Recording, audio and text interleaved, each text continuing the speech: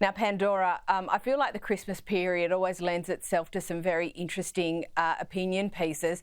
Piece in the Telegraph about who makes the decisions in the Sussex household. What's your view? Yeah, look, ladies, I'm going to be really brutally honest here. I think this commentary piece is reaching, but that's the whole point of commentary pieces. This is by Michael. In the same piece, he says that most wives in the household were in charge of writing the Christmas letters and the Christmas cards. I mean, for goodness sake, we're in 2024. But I would say that perhaps this is leading to other events which have happened over the past few years where we've seen Harry and Meghan's relationship develop. The end of the story is if Harry wasn't with Meghan, then he wouldn't have, left the other side of the world, would he? I mean, that is it. But that's what you do for love, That's what right? it comes down to. Yeah, that's exactly what it comes down to. And ultimately, signing off happy holidays instead of happy Christmas does not show a power dynamic. I think that's just a reflection of where they are in their life. The sentiment is very much still the same. Of course, if he was in the royal family, maybe he would have signed it off slightly differently. But Prince Harry, as we all know, ladies, if he doesn't like something, he will be very vocal about it. So I'm sure this card was very off from them both. Now, ladies, very, very quickly, I have 30 seconds each for you. What are your predictions for 2025? Angela, starting with you.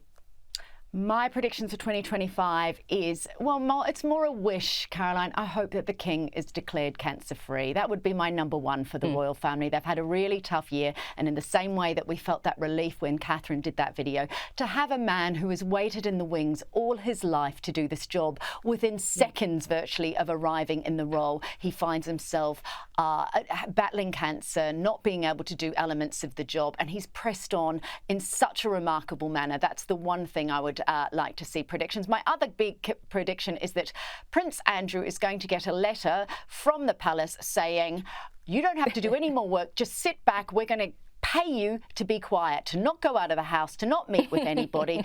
And I'm also predicting that we're going to see a little bit more of Prince George as he turns 12 this year and comes towards his teenage years, and of course that age when he will be very cognizant of the role ahead of him. Absolutely. Pandora, your prediction?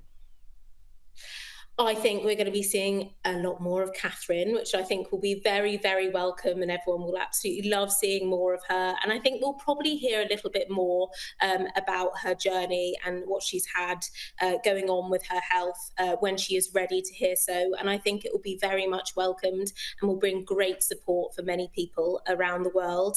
I'm very much with Angela. I do hope that the King, continuous treatment is positive, and that he is cancer-free by the end of the year. And I hope for the sake of the royal family that they don't get any more Netflix dramas about them, because I think a year without Netflix dramas would be a year that they'd be very happy about. It's been a very dramatic few years for the royal family, so I hope this year can bring them some peace. Absolutely. Angela, Pandora, thank you so much for joining us.